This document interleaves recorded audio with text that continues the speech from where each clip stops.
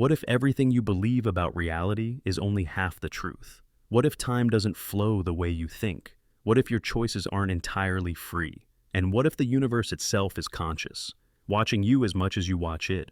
For centuries, humanity has wrestled with paradoxes, mysteries so strange they challenge science, philosophy, and even our sense of self. In this journey, we're going to dive into the most mind-bending paradoxes of existence, from the nature of consciousness to the riddle of time, from the silence of the cosmos to the mystery of death itself. Each paradox is not just a question about the universe. It's a mirror that forces you to question your own reality. So, buckle up, because by the end of this video, you may never see the world the same way again. And if you're ready to unlock more of life's hidden truths, make sure to hit that subscribe button, turn on the bell, and join this channel where we transform deep mysteries into powerful insight. The Consciousness Paradox. What does it truly mean to be conscious? To be awake inside yourself. To not only exist, but to know that you exist. Every second of your life is filtered through this invisible lens, this inner flame of awareness that allows you to experience the world as more than just shapes, sounds, and signals. Without consciousness, there would be no joy, no sorrow, no meaning, no sense of time or memory. And yet, for all its importance, consciousness remains one of the greatest unsolved mysteries humanity has ever faced. Scientists can point to the brain, with its endless web of neurons, its rivers of electricity and chemicals dancing in complex rhythms. They can trace patterns, measure brainwaves, and predict choices milliseconds before we act. But when they try to explain why those patterns create the feeling of being alive, of seeing the color of a sunset, of hearing the laughter of a loved one, of holding the weight of grief inside the chest, science falls silent. You cannot slice open a brain and find a thought. You cannot put love under a microscope. You cannot measure the raw essence of the self. This is the heart of the paradox. Everything we know because of consciousness, and yet consciousness itself remains unknowable. Some thinkers argue that consciousness is nothing more than an illusion, a trick of biology, the brain deceiving itself into believing in an inner world. Others suggest it is far more than that, not a byproduct of matter, but a fundamental ingredient of reality itself, as essential as gravity or time. Perhaps the universe is conscious at every level, and we are simply the places where that awareness becomes self-reflective.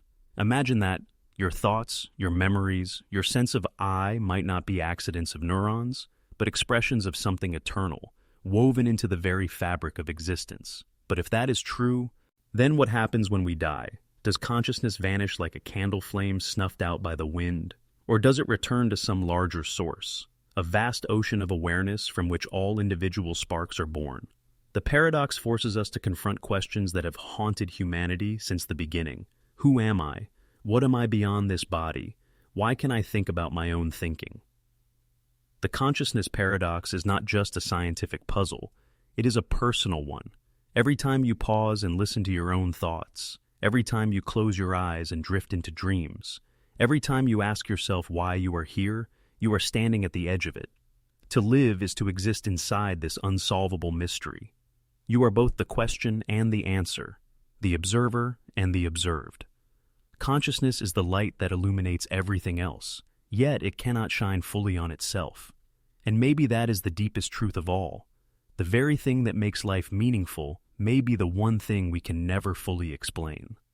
The paradox is not a problem to be solved. It is the reminder that being alive is, and always will be, a mystery beyond comprehension.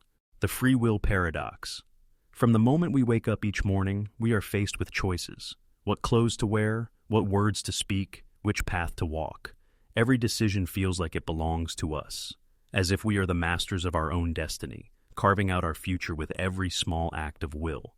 But the question that has haunted philosophers, scientists, and dreamers for centuries is this: do we truly have free will, or are we simply acting out a script written by forces beyond our control? The paradox begins with the feeling of freedom itself. You can raise your hand right now, pause, then lower it. It feels like you had a choice. It feels like you controlled the movement. But neuroscience complicates this picture. In laboratory experiments, scientists have discovered that the brain begins preparing for an action milliseconds, sometimes even seconds, before you become consciously aware of your decision. That means the brain decides before you think you've decided. If that is true, then where does free will fit in? Are you the author of your actions, or merely the witness of what your brain has already set in motion? On the other side of the paradox lies determinism, the idea that every event, every thought, every action is the inevitable result of everything that came before it. If the universe follows laws, then every atom in your body is simply obeying those laws, colliding and reacting according to rules set at the birth of time. If we could rewind the universe and play it forward again, every decision you think you freely made, what to eat for breakfast, whom to love, which dream to chase, would unfold in exactly the same way. In that view, free will is an illusion, a story we tell ourselves to make life feel meaningful. But then, if free will is just an illusion, why does the experience of choice feel so real? Why do we wrestle with guilt, pride, regret, and responsibility as if our actions are truly ours? If everything is predetermined, why do we live with the agony of decisions? Perhaps free will exists not in absolute terms, but as a strange interplay between determinism and freedom, like a river that must flow in one direction, but within it, countless ripples and currents form their own patterns. Maybe the larger arc of life is bound by forces beyond us, yet within those boundaries, we shape the details of who we are. And what if consciousness itself is the very act of choosing? Some argue that even if the brain prepares decisions ahead of awareness, the awareness, the I inside, has the power to accept, reject, or alter the path. Others suggest that free will is not about breaking the laws of physics, but about aligning ourselves with them, steering within the flow of reality rather than against it. The free will paradox is not just an abstract puzzle. It strikes at the heart of what it means to be human. If we do not choose freely, then what happens to morality? How do we blame someone for their crimes or praise someone for their achievements if they were never truly in control? Yet, if we deny free will entirely, life loses a vital spark, the sense that we can change, grow, or rise above the weight of circumstance. And so, we stand caught between two worlds, one where we are puppets pulled by strings of biology and physics, and another where we are sovereign beings forging destiny with every choice. The paradox reminds us that perhaps freedom is not about absolute control, but about how deeply we awaken to the choices in front of us. In the end, whether free will is real or not, the belief in it shapes the very way we live. And maybe, just maybe, that belief is what makes it real. The origin of the universe. Paradox. Every night when we look up at the stars, we are staring into a mystery that has haunted humanity since the beginning. Where did all of this come from? The galaxies, the planets, the atoms in your body, the thoughts in your mind, all of it must have a beginning. But when we try to trace reality back to its first moment, we collide with the most haunting riddle of all, the paradox of the universe's origin. The Big Bang Theory tells us that everything began from a single, unimaginably dense point, a singularity that exploded outward, expanding into space and time itself. But if the universe began at that moment, then what came before it? How can something come from nothing? Scientists often say that time itself began with the Big Bang, meaning there was no before. But our minds struggle to grasp this because we are used to everything having a cause, every effect springing from something else. If the universe simply appeared out of nothing, then what is this nothing? Is it truly an emptiness, or is it a something we cannot yet understand? And yet, if we say the universe must have a cause, then what caused the cause? What created the thing that created everything? This is the problem of infinite regress, a chain of causes stretching backward forever with no ultimate beginning. But infinity itself is a paradox, because if time has no start, then how did we ever arrive at this present moment? How could an infinite past ever end in now? Some thinkers suggest that the universe didn't begin at all, that it has always existed in some form, cycling through endless births and deaths, expanding and collapsing like a cosmic heartbeat. Others propose the multiverse theory. Perhaps our universe is just one bubble in a vast ocean of universes, each one springing into existence from a deeper, unseen reality. But if there are infinite universes, where did that greater reality come from? The question only pushes further back. Religion and spirituality offer another path. The idea of a creator, a timeless being that exists outside of space and time, the first cause that itself needs no cause. But this too raises questions. If a God or eternal source created the universe, then what is the nature of that source?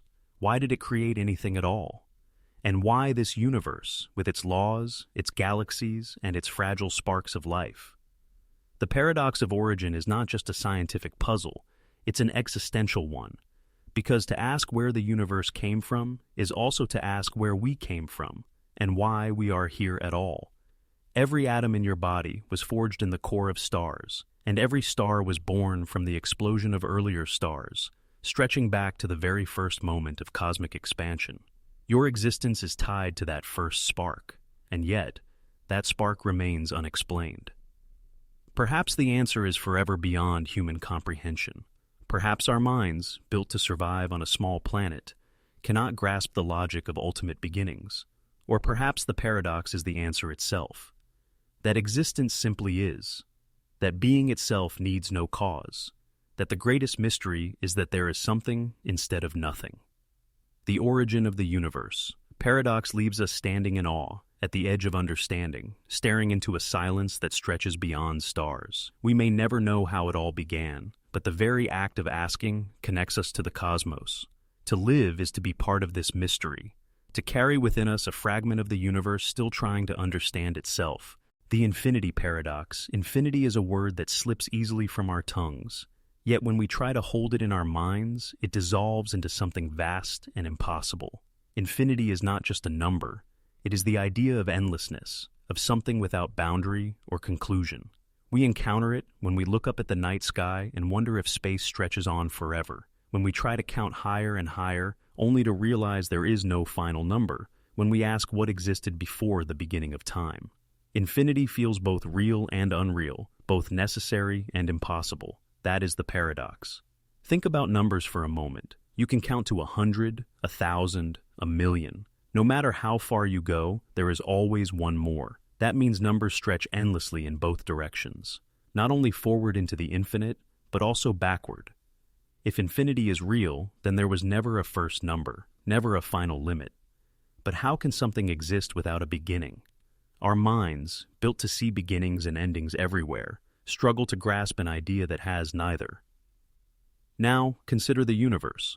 Some scientists argue that space might be infinite, stretching endlessly without an edge. If you flew in a straight line forever, you would never reach a wall, never hit a boundary. But infinity raises strange questions.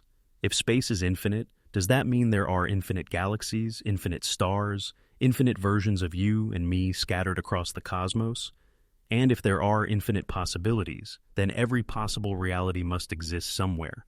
A version of you that made a different choice. A version of Earth where history unfolded in another way. Infinity does not just stretch space, it multiplies existence itself.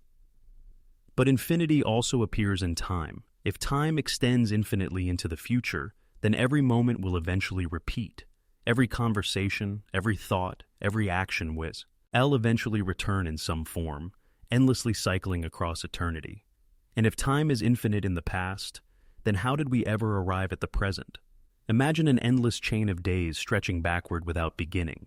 How could we ever climb through an infinite past to reach this single instant?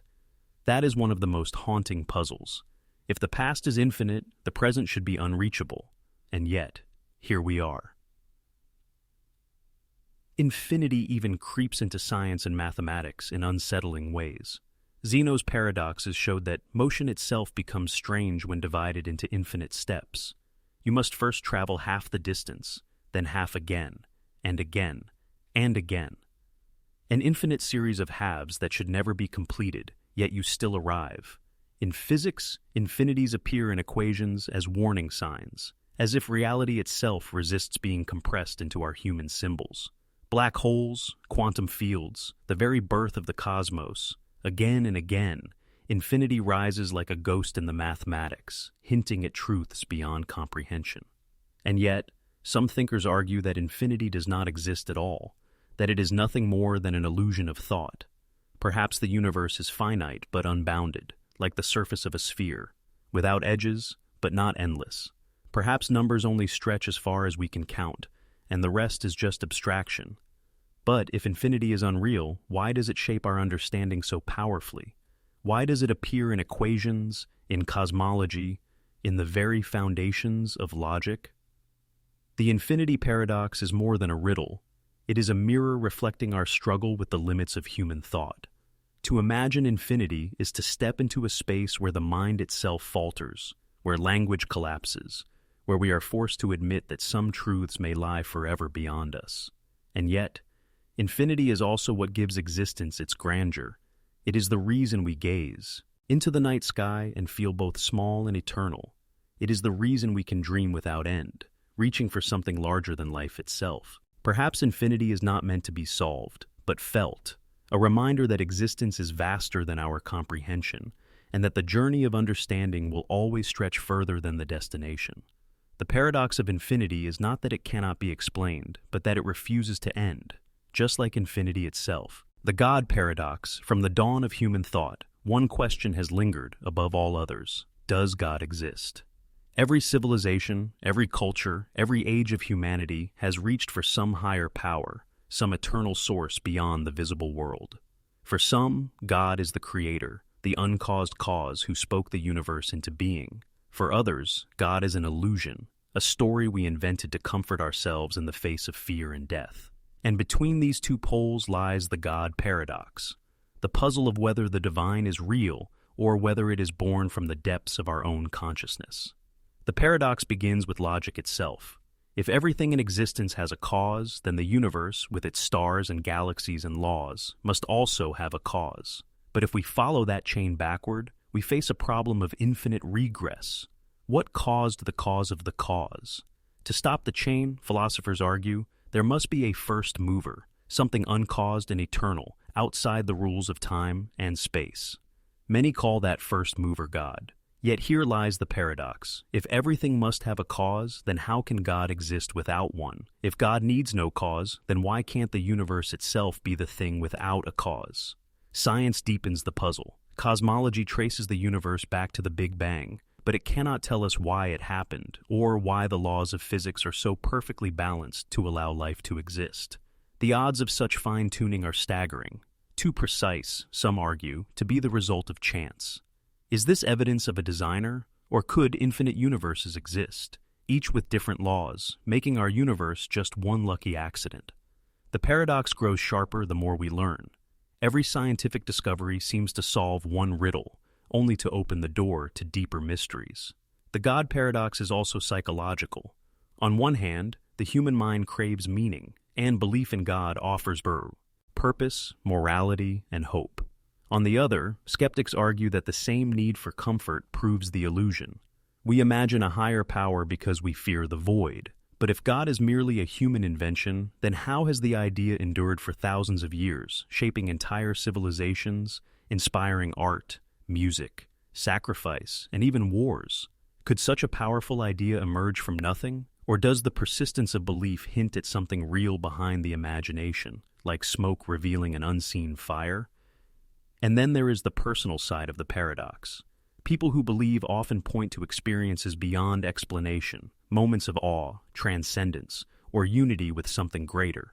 Mystics speak of God not as an idea, but as a direct encounter with the infinite. Yet skeptics counter that the brain itself can generate such experiences through chemistry and perception. So, which is it? Is the divine within us a reflection of God, or a trick of biology? The God paradox ultimately forces us to confront the limits of human understanding. If God exists beyond time, space, and reason, then no logic or experiment will ever prove or disprove that reality.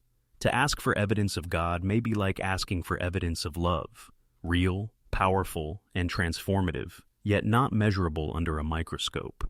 On the other hand, to deny God completely is to claim certainty about a universe we barely understand. Both belief and disbelief are leaps into mystery, and perhaps that is the heart of the paradox.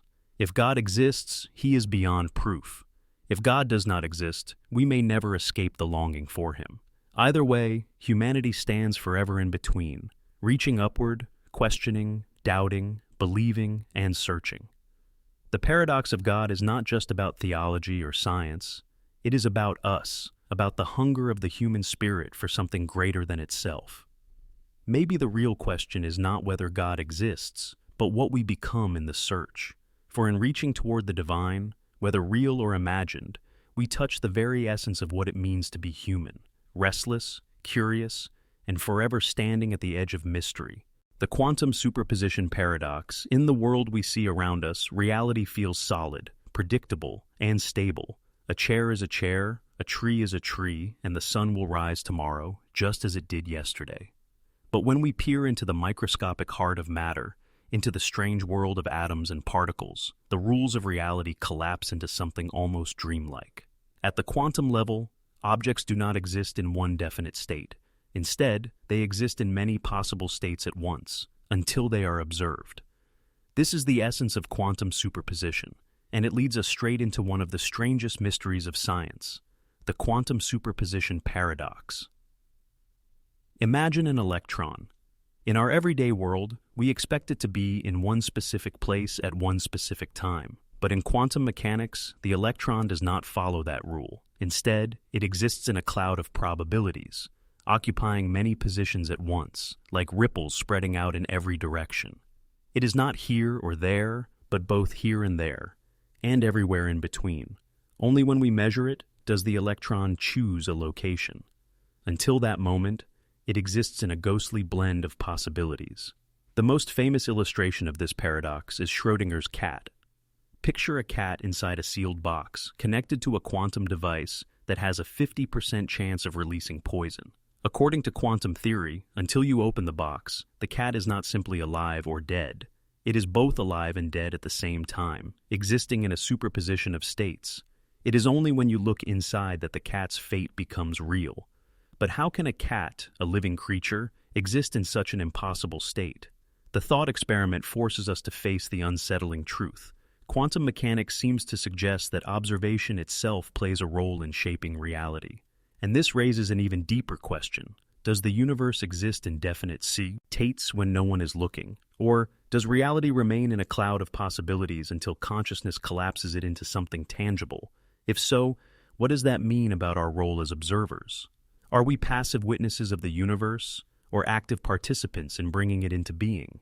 The paradox suggests that reality may not exist as something fixed and independent, but as something fluid, uncertain, and intimately tied to awareness itself. Physicists have proposed different interpretations. The Copenhagen interpretation says that measurement collapses the wave of possibilities into one reality. The many worlds interpretation claims that all possibilities are real, and every time a choice is made, the universe splits, creating countless parallel worlds where each outcome plays out.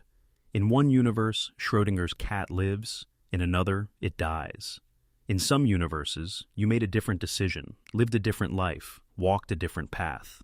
If this is true, then infinite versions of you are unfolding right now across countless realities. But the paradox deepens because experiments consistently confirm quantum predictions, even as they defy common sense. We can fire single particles through two slits and watch them create interference patterns, as if they traveled through both slits at once. We can entangle particles so that they remain mysteriously connected, no matter how far apart they are. Changing one instantly changes the other, as if space and time do not matter. The more we study quantum superposition, the more it seems that reality is stranger than anything we can imagine. The quantum superposition paradox leaves us in a place of wonder and confusion. It blurs the line between physics and philosophy, between what is measurable and what is meaningful.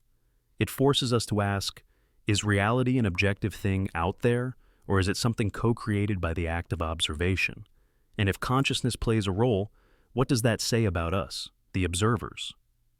Perhaps the paradox is a reminder that the universe is not as solid as it appears. Beneath the surface of the everyday world lies a realm of infinite possibilities, where existence dances between being and non-being, where every reality is waiting to be chosen. To live in this universe is to stand in the middle of that mystery, both participant and witness, both dreamer and dream. The Fermi Paradox. On a clear night, when you gaze at the stars, you are looking into an ocean of suns, billions of them scattered across our galaxy alone. Around many of those stars, planets circle in quiet orbits, some rocky, some gas-filled, and some perhaps very much like Earth. Astronomers estimate that in the Milky Way alone, there could be billions of Earth-like planets, And in the entire universe, the number climbs so high it becomes almost impossible to grasp. With so many stars, so many planets, and so much time, it seems almost certain that intelligent life must exist elsewhere. And yet, despite decades of searching, we have heard nothing. No signals, no visits, no undeniable proof. This is the Fermi Paradox. If the universe is so vast and life is so likely, then where is everyone? The paradox begins with numbers. Our galaxy is more than 13 billion years old. Civilizations could have risen and fallen countless times before humanity even learned to walk upright. If even a single intelligent civilization had mastered interstellar travel, it could have spread across the Milky Way in just a few million years, a blink of cosmic time. So, why haven't we seen evidence? Why are the skies silent? One answer might be that life is far rarer than we think. Perhaps the conditions on Earth are a cosmic miracle, a perfect storm of chemistry, climate, and chance that may never repeat elsewhere. If so, we might be alone, the only flicker of awareness in an endless ocean of stars. But this idea feels both humbling and terrifying. To be unique would mean our existence is precious beyond measure, but it would also mean the universe is emptier than we could ever imagine. Another answer is that life is common, but intelligence is rare. Perhaps microbes and simple organisms are everywhere, clinging to alien worlds, but intelligence, culture, and technology almost never evolve. Oh, or maybe civilizations do arise, but they destroy themselves before they have a chance to reach the stars. Nuclear war, environmental collapse, artificial intelligence gone wrong. Perhaps every intelligent species carries the seeds of its own destruction. If that is true, then maybe silence is not an accident, but a warning. Others suggest that advanced civilizations might be out there, but they avoid us.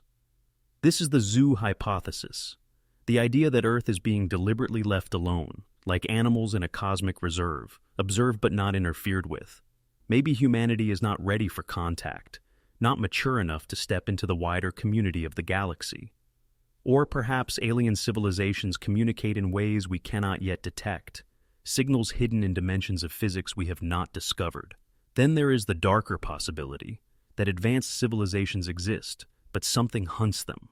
Some theorists wonder if the silence means that intelligent life avoids broadcasting its existence out of fear. In the vast forest of the universe, shouting into the dark might attract predators. And so, the quiet skies could be a survival strategy. The Fermi Paradox unsettles us because it sits at the crossroads of hope and dread. On one hand, we long to know that we are not alone, to reach beyond ourselves and find others who share the gift of consciousness. On the other, we fear what such contact might mean, whether it would uplift us or destroy us. The silence of the cosmos forces us to ask, are we the first, the last, or simply overlooked? Perhaps the paradox is unsolvable, at least for now. Perhaps the universe teems with life, but the distances are too great, the timescales too long, the signals too faint. Or perhaps we truly are alone, the only voice in the cosmic wilderness. Either way, the Fermi Paradox reshapes how we see ourselves. For if we are alone, our responsibility is immense. We carry the weight of consciousness for the universe itself. And if we are not alone, then the silence reminds us of something deeper, that the story of life in the cosmos may be stranger and more mysterious than we can imagine. The time travel paradox. Time is the invisible current carrying us forward from birth to death, from memory to dream, from past into future. It feels like the most unstoppable force in existence.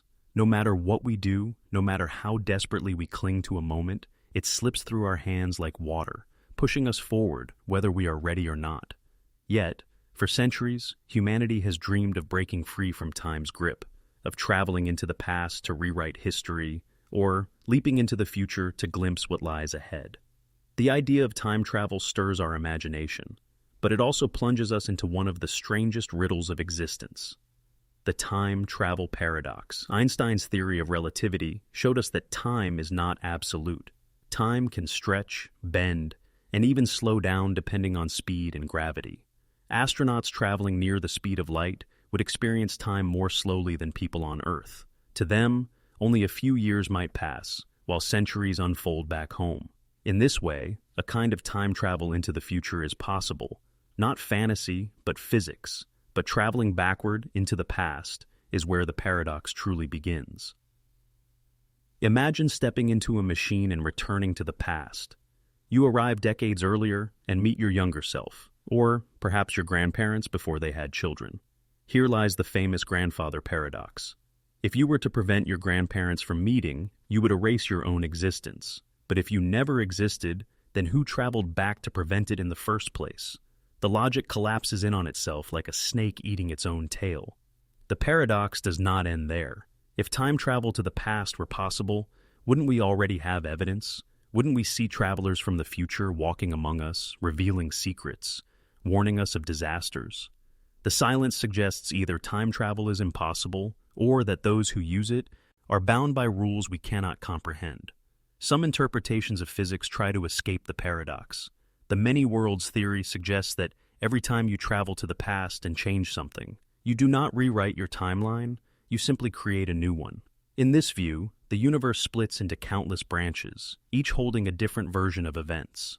If you go back and prevent your grandparents from meeting, you do not erase yourself. You simply create a new world where you were never born, while your original timeline continues untouched. But if infinite worlds exist, then every possibility already plays out somewhere, and your choices are just threads in an endless web. Yet the paradox runs deeper, because time itself may not be what we think. Some physicists propose that past, present, and future all exist simultaneously, that time is not a river flowing forward, but a landscape, with every moment already written. In this block universe view, traveling to the past does not change it, because the past, like the future, is fixed. If that is true, then free will itself becomes questionable, and our longing to change time reveals only our inability to escape it. The time travel paradox reflects both our hope and our fear. We dream of undoing mistakes, of erasing pain, of saving those we lost. At the same time, we fear the chaos such power would bring. History rewritten endlessly, reality fractured beyond recognition. Perhaps the paradox exists to remind us why time flows only forward, not because it is impossible to break, but because existence depends on its arrow. And so, we live caught in this paradox, bound by time, yet forever yearning to transcend it. Maybe time travel will remain fiction, or maybe one day science will crack its code. But even if we never master it, the paradox of time travel forces us to see the present with new eyes. For while the past cannot be changed and the future cannot yet be touched, this single moment, the now, is the one piece of eternity that belongs to us. The hard problem of consciousness, of all the mysteries in science, none cuts as deeply into the heart of existence as consciousness. We can study the brain with incredible precision. We can map its neurons, track electrical signals, even predict certain decisions before they enter awareness. And yet, one question remains unsolved, almost untouched. Why does any of this create subjective experience? This is what philosopher David Chalmers called the hard problem of consciousness, the puzzle of how matter gives rise to mind, how the physical world gives birth to the inner world of thoughts, feelings, and awareness. Imagine a scientist who knows everything about vision. They understand the biology of the eye, the firing of neurons, the wavelengths of light. But even with all this knowledge, they have never seen the color red. The moment they see it for the first time, something entirely new appears, the experience of redness. That experience, what philosophers call qualia, cannot be explained by data or physics alone. It is not just about information processing, but about what it feels like to be conscious. And this feeling of being is where the paradox lives. If the brain is just a machine, a network of cells firing in patterns, then why should those patterns feel like anything at all? Why does the chemical reaction of serotonin create joy? Or why does a cluster of neurons firing in the amygdala create fear? Why isn't the brain just a cold, silent machine? Somehow, out of lifeless matter, life not only arose, but life that can feel. Consciousness is the flame that lights up existence from the inside, and no one knows how it was lit. Some argue that consciousness is simply an illusion, a trick of evolution that helps us survive. We think we have an inner self, but in reality, it's just a story the brain tells. Yet this explanation collapses on itself. If consciousness is an illusion, then who or what is experiencing the illusion? Illusions require a perceiver, and that perceiver is consciousness itself. It cannot be explained away so easily. Others believe consciousness is not produced by the brain at all, but fundamental to reality, woven into the universe like space, time, and energy. This view, called panpsychism, suggests that everything, from atoms to galaxies, contains a seed of awareness, and what we experience as human consciousness is just a more complex expression of something universal. In this view, we are not simply machines that woke up. We are the universe itself, becoming aware through us. But if consciousness is fundamental, how do we explain its countless mysteries? Why do we dream? Why do anesthetics erase awareness while leaving the brain alive? Why do near-death experiences feel more real than reality itself? Why do some moments of silence, art, or meditation feel like touching something infinite, something beyond ourselves? The more we study consciousness, the more it resists being reduced to equations and measurements. It is as if awareness sits just outside the reach of science, like a horizon that moves further away the closer we get. The hard problem of consciousness is not just a scientific puzzle, it is a personal one. Every joy you've ever felt, every heartbreak you've endured, every memory that lives inside you is built on this mystery. Without consciousness, there is no world, no meaning, no you. And yet, consciousness is also the one thing you cannot step outside of to observe. It is both the tool of perception and the thing being studied. It is the mirror that cannot reflect itself completely. Perhaps the paradox is unsolvable, not because we lack intelligence, but because consciousness cannot be explained from the outside. It can only be lived, felt, and experienced. Maybe consciousness is not a question to be answered, but the very ground of all questions. And so, the hard problem of consciousness reminds us of the greatest paradox of all. The universe can be mapped, measured, and understood in countless ways. But the thing that makes understanding possible remains the most mysterious of all. The uncertainty principle paradox. In our everyday lives, we trust in certainty. We measure the length of a road, the weight of an object, the time on a clock, and we believe these numbers describe the world with accuracy. We rely on precision to build bridges, fly planes, and send rockets into space. But when we peer into the subatomic world, into the strange domain of quantum mechanics, certainty dissolves into mystery. At the heart of this strangeness lies Heisenberg's uncertainty principle. And with it, one of the most profound puzzles of existence, the uncertainty principle paradox. The principle states something simple yet unsettling. The more precisely you try to measure a particle's position, the less you can know about its momentum. And the more precisely you measure its momentum, the less you can know about its position. In other words, you can never know both where something is and how fast it's moving at the same time with perfect accuracy. This is not because our tools are weak or our technology is flawed. It is a built-in feature of reality itself. The universe refuses to give us exact answers. Imagine trying to pin down an electron. The moment you shine light on it to see where it is, that light changes its motion. The act of observing disturbs the thing being observed, blurring the truth.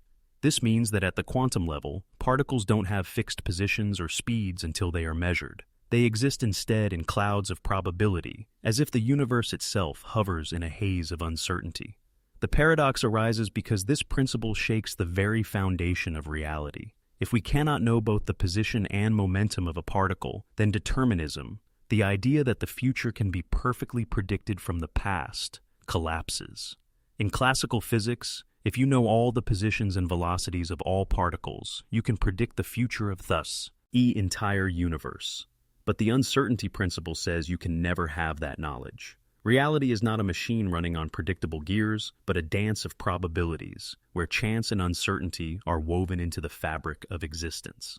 Some interpret this as meaning that reality itself is uncertain, that particles don't even have definite properties until they are measured.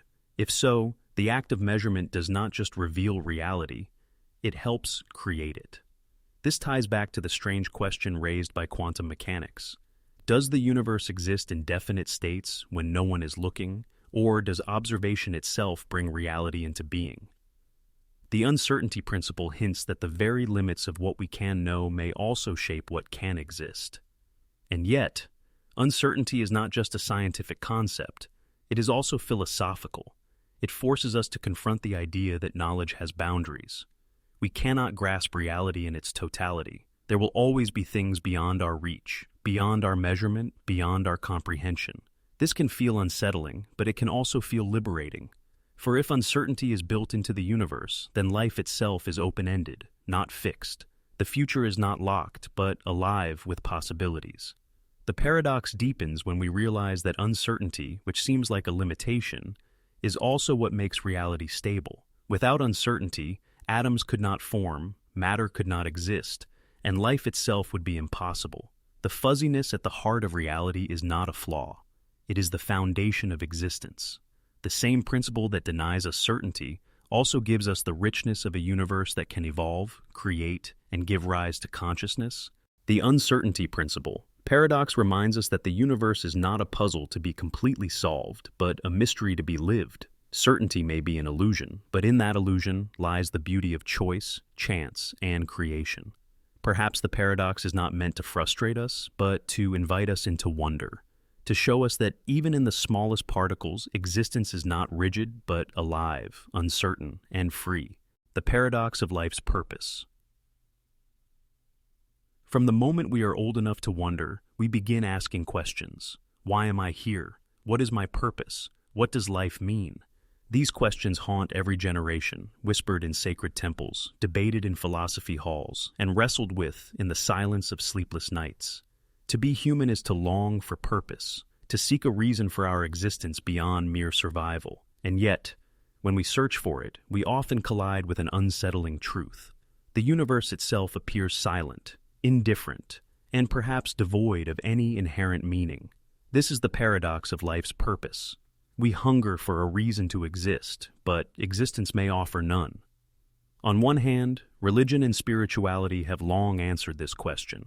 They tell us we are created for a reason, to serve, to love, to evolve, to return to the divine. They offer meaning in stories of destiny, salvation, and cosmic order. These narratives give comfort and structure, guiding billions through the uncertainties of life. Yet, for every believer, there are skeptics who argue that such answers are illusions, comforting myths we tell ourselves to mask the void. If purpose is real, why does it differ so drastically across cultures, faiths, and philosophies? How can there be one truth when humanity invents so many? On the other hand, science paints a colder picture. According to evolutionary biology, life has no purpose beyond survival and reproduction. We exist because our ancestors adapted well enough to pass on their genes. Our joys, our dreams, our loves, all can be reduced to the chemistry of a brain trying to keep itself alive. In this view, purpose is not written into the universe. It is written by us. Yet this answer feels incomplete. For if survival were the only goal, why do we yearn for meaning at all? Why do we create art, sacrifice for ideals, or search for truths that stretch beyond our lifespans? The paradox grows deeper when we consider the scale of the cosmos. We live on a small planet, orbiting an average star in a galaxy of billions, within a universe that may itself be one among countless others. Against such immensity, individual lives appear fleeting, insignificant. If the universe does not care, then why should we? And yet, despite this vast indifference, humans continue to create meaning, to fall in love, to raise children, to write poetry, to fight for justice, to dream of futures that may never come. The very fact that we seek purpose in a purposeless universe might itself be the purpose. Philosophers have wrestled with this paradox for centuries. Existentialists like Sartre and Camus argued that life has no inherent meaning, but this is not a curse, it is a freedom. If the universe gives us no purpose, then we are free to create our own. The burden of meaning becomes the gift of choice. Others, like Nietzsche, saw the absence of divine order as both terrifying and empowering, forcing humanity to rise above despair and carve values from the raw stone of existence. But the paradox remains. Is meaning something discovered or something invented? Are we uncovering a hidden truth woven into the cosmos, or are we painting purpose onto a blank canvas? Perhaps the answer lies somewhere in between. Maybe life's meaning is not a single universal truth, but a dialogue between the universe and the individual, between existence and experience. And perhaps the paradox itself is the purpose. For in searching, in striving, in asking questions that may never be answered, we shape ourselves. We become more than survival machines. We become storytellers, creators, dreamers, seekers.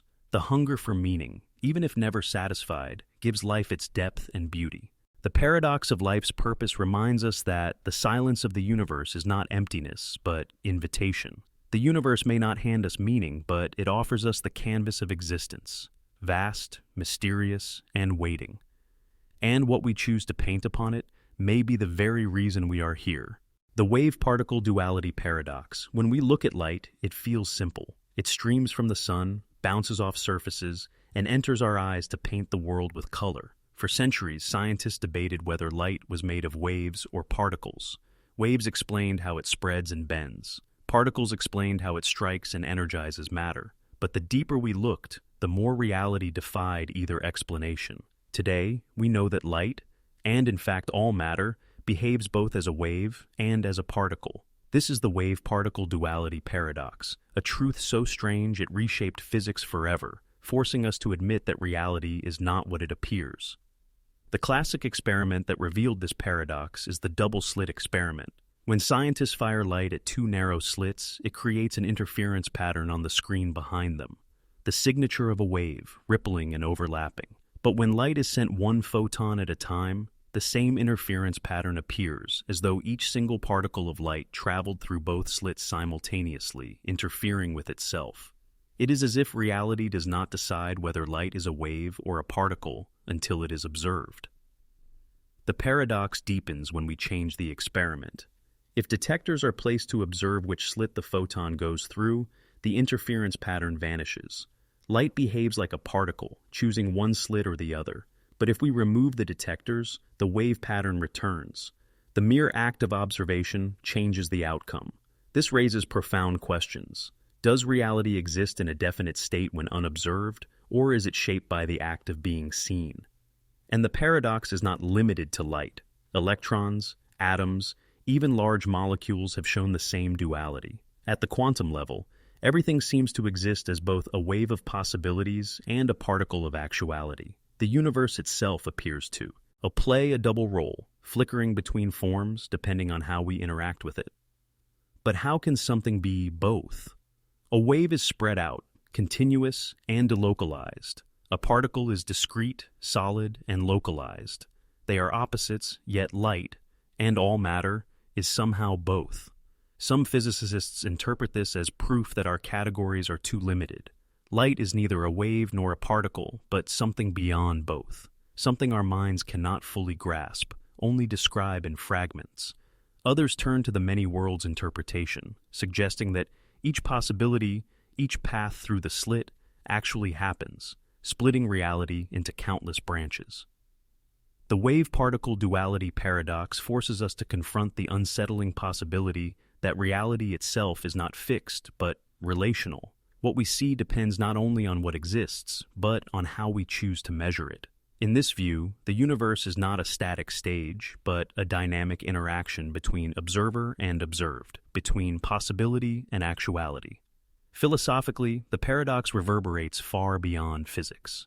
It suggests that the world is not made of simple, solid pieces of truth, but of mysteries that change when looked at. It invites us to question the very nature of reality. Are we discovering the universe, or are we participating in its creation? Are we passive witnesses, or co-authors of existence itself? Perhaps the paradox is not meant to be solved, but embraced. Light refuses to choose between being a wave or a particle, because it is both, and neither. It is something deeper, something beyond categories, something that defies the boundaries of human language.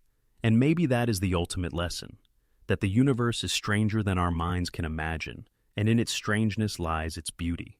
The wave-particle duality paradox reminds us that certainty is an illusion, and mystery is the essence of existence. The closer we look, the less the universe resembles the solid, simple world we thought we knew. Instead, it reveals itself as a shimmering tapestry of possibilities, waiting for us to see, to question, and to wonder. The simulated reality paradox. Look around you. The walls, the floor beneath your feet, the sound of your own breath. Everything feels solid, undeniable, unquestionably real. But what if all of it, your memories, your choices, the very world itself, is nothing more than a simulation? What if you are not living in the real universe at all, but inside a vast, programmed illusion? This chilling thought is the essence of the simulated reality paradox, the haunting idea that if it is possible to create a perfect simulation of reality, then how can we ever know whether we are already inside one? The paradox begins with technology itself. Humanity has already created virtual worlds that grow more realistic each year.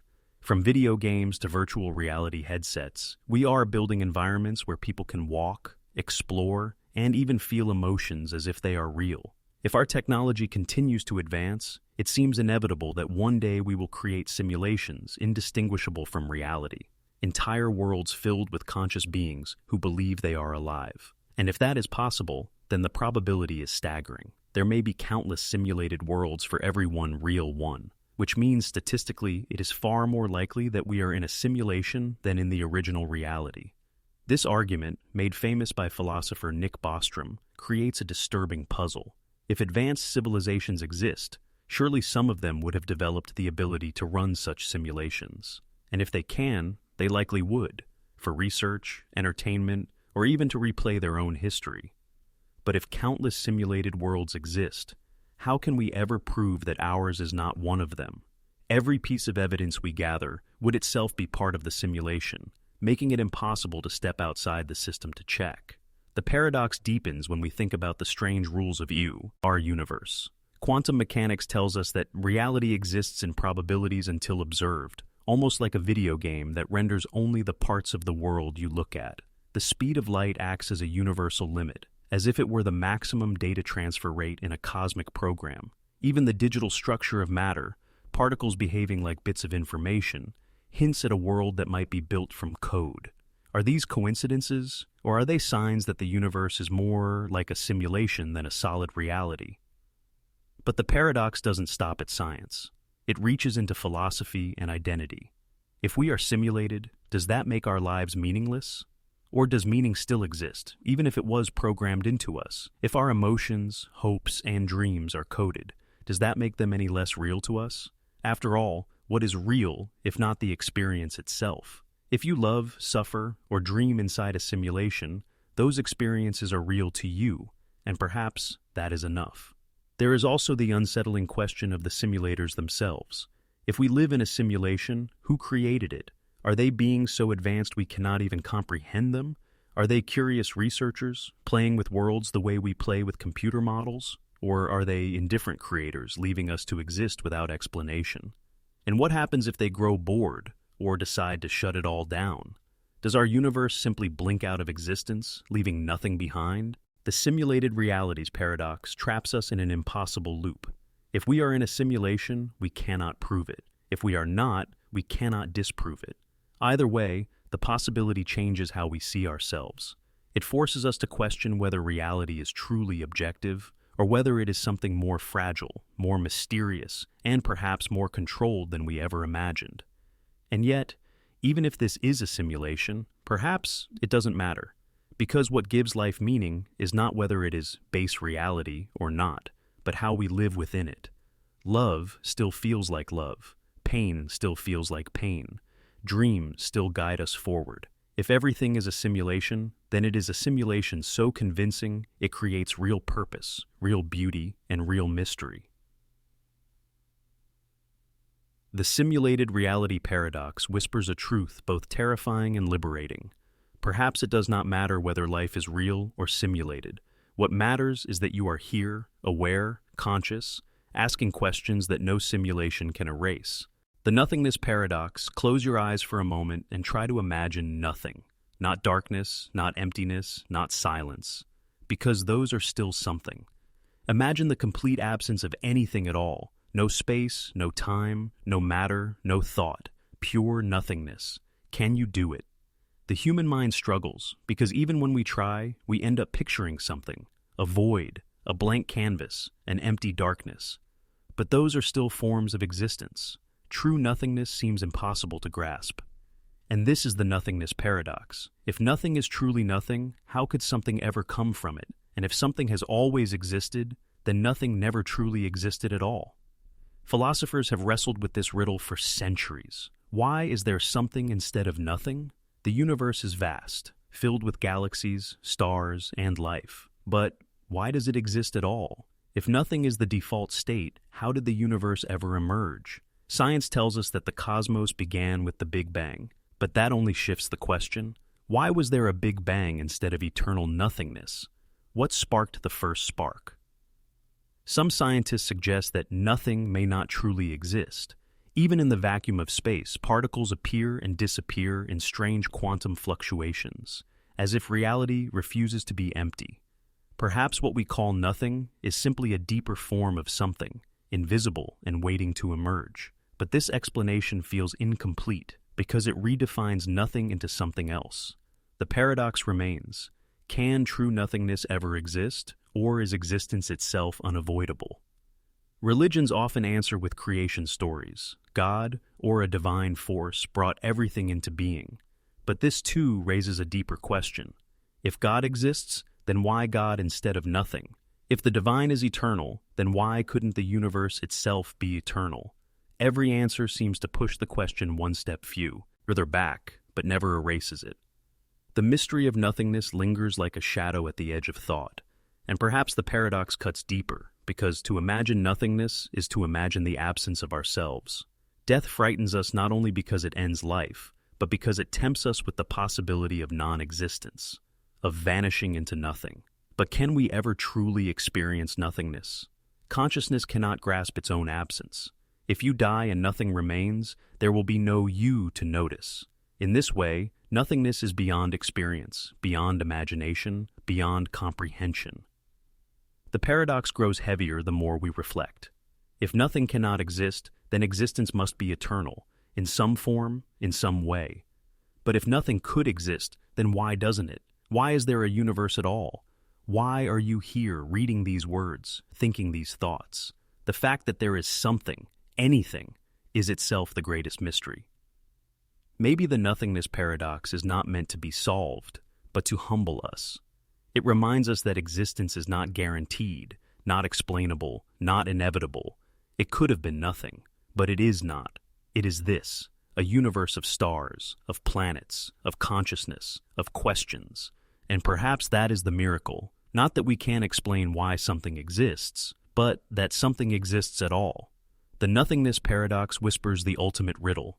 Existence itself is a mystery with no beginning and no end. To live is to carry that mystery within us, to stand in awe before the fact that there is something rather than nothing, and to realize that this question may be the deepest of all. The measurement problem paradox. At first glance, measuring something seems simple. You look at a clock to know the time. You weigh an object to know its mass. You shine light on a particle to see where it is. Measurement feels like the act of discovering what is already there. But quantum mechanics flips this simple idea upside down. In the strange realm of particles and probabilities, measurement does not just reveal reality, it seems to decide it. This is the measurement problem paradox, the mystery of how observation collapses a world of infinite possibilities into a single outcome. To understand it, imagine the quantum world before we measure it. A particle, like an electron, does not exist in one place or with one definite property. Instead, it exists in a superposition, a cloud of probabilities, a wave of possibilities. It is not here or there, but potentially everywhere. Yet the moment we measure it, the possibilities vanish. The electron is suddenly in one location, with one property, as if reality had been undecided until the act of looking. But how can measurement, a simple act of observing, cause the universe to choose reality? This paradox was most famously captured in Schrödinger's thought experiment with his cat. Inside a sealed box, the cat is tied to a quantum event with equal chances of life or death. Until the box is opened and observed, the cat is both alive and dead, suspended in superposition. But the moment the box is opened, the paradox collapses. The cat is either alive or dead.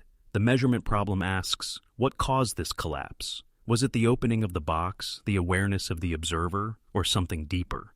Physicists have wrestled with this puzzle for nearly a century, and different interpretations try to explain it. The Copenhagen interpretation suggests that wave functions, those clouds of possibility, collapse into certainty when measured. But this raises another question. What counts as a measurement? A machine? A human eye? Consciousness itself? If awareness is required, then does the mind shape reality at its core? Other theories dodge collapse altogether. The many worlds interpretation claims that all possibilities happen. We just experience one branch. In this view, the cat is alive in one universe and dead in another, and both outcomes are equally real. When you measure, you do not collapse reality. You simply discover which branch of the multiverse you inhabit. But if that is true, then reality is an endless fractal of universes, splitting with every possibility, far beyond anything we can imagine. Still, the paradox lingers. If observation is necessary to collapse the wave, then what about the universe before conscious life existed? Did galaxies, stars, and planets float in probability until eyes opened to see them? Or is reality collapsing into form at every interaction, even without humans, particles observing each other in a cosmic dance of measurement? The measurement problem. Paradox forces us into unsettling territory. If reality is not fixed until observed, then the act of looking is not passive. It is creative. Every measurement is an act of choosing, of collapsing possibilities into facts. In this way, we are not just spectators in the universe, but participants in its unfolding. But this leads to a haunting question. Does the universe exist in definite form when no one is watching, or does it wait for consciousness to bring it into being? Perhaps the paradox reveals something even deeper, that reality is not solid, objective, and independent, but relational, arising through interaction. What exists depends on how it is observed, and what we see depends on what we bring to the act of seeing. In this sense, measurement is not just about discovering reality, it is about co-creating it. The measurement problem. Paradox reminds us that certainty may be an illusion, and reality itself may be more fluid, more mysterious, and more dependent on awareness than we ever dreamed. It whispers a strange truth, that to observe the world is not only to see it, but to help bring it into existence. The paradox of memory. Memory is the thread that stitches our lives together. Without it, every moment would vanish as soon as it arrives, leaving us trapped in a perpetual present with no past and no story of who we are. Memory gives us identity. It allows us to recognize the faces of loved ones, to learn from mistakes, to dream of futures shaped by past experience. And yet, memory is also fragile, fluid, and often untrustworthy. It fades, it changes, it invents. The paradox of memory lies in this tension. Memory feels like a solid anchor to our past, yet it is one of the most unreliable and mysterious functions of the mind. Think of a childhood moment, perhaps a birthday, a favorite toy, or the sound of a parent's voice. You may be certain the memory is accurate, etched into your mind like a photograph. But neuroscience reveals a darker truth. Every time you recall a memory, you rewrite it. The brain does not replay memories like a video, it reconstructs them. Each act of remembering changes the memory itself, introducing distortions, blending imagination with fact. Over time, what we believe to be the most vivid truths of our lives may be half invention, half reality. The paradox deepens when we consider how memories can vanish without warning. Entire years can fade into shadows, leaving only fragments behind. Trauma can bury memories so deeply that they disappear, only to resurface decades later. Diseases like Alzheimer's can erase identity piece by piece, until a person who once knew the world intimately becomes a stranger even to themselves. If memory defines who we are, then who are we when memory fails? Do we vanish with it, or does something deeper remain? Even more unsettling is the way false memories can feel just as real as true ones. Studies show that people can be convinced of events that never happened, and they will swear those events are genuine. The mind's ability to fabricate memories blurs the line between fact and fiction. If our memories shape our identity, yet those memories can be false, then what is the real self? Are we just stories the brain tells, stitched together from fragments that may or may not be true? Philosophically, the paradox of memory raises even greater questions. If memory is constantly changing, then identity itself is unstable. You are not the same person you were yesterday, not only because your body has changed, but because your memories have been altered by time and recollection. In a sense, every version of you exists only in memory, and those versions are rewritten endlessly. You are both permanent and impermanent, both continuous and constantly dissolving. Memory also shapes the paradox of time. Without memory, there is no past, only the eternal now. But memory itself is selective. We forget far more than we remember. Life feels like a continuous story, but in truth, it is mostly gaps, stitched together by scattered fragments. Perhaps the paradox is that we live more in forgetting than remembering, and yet those small fragments are enough to convince us of a coherent self. And then there is the mystery of why memory exists at all. Evolutionarily, it makes sense. Memory helps us survive by learning from danger, but memory also burdens us with sorrow, regret, and nostalgia. We relive pain long after the danger has passed, and we ache for moments that will never return. Why does memory preserve joy and sorrow alike, binding us to both hope and grief? Could it be that memory is not only about survival, but about meaning? That without memory, life would be endless motion with no story, no depth, no identity? The paradox of memory reminds us that what feels most real, the story of our past, is also the most fragile illusion. We live inside memories that change as we recall them, anchored by truths that may never have existed exactly as we believe. And yet, without them, we would be no one at all. Perhaps memory's paradox is its gift, not to preserve the past perfectly, but to allow us to carry forward a story, imperfect but alive, a story that shapes us even as it deceives us. In the end, memory is not a vault of facts. It is a river, always flowing, always reshaping the landscape of who we are. And maybe that is enough. The arrow of time, paradox. Time surrounds us, shapes us, and carries us forward whether we want it to or not. You wake up in the morning, live through the day, and fall asleep at night. Each moment follows the one before, and no matter how hard you try, you cannot go back. A glass falls from a table, shatters into pieces, and never leaps back together.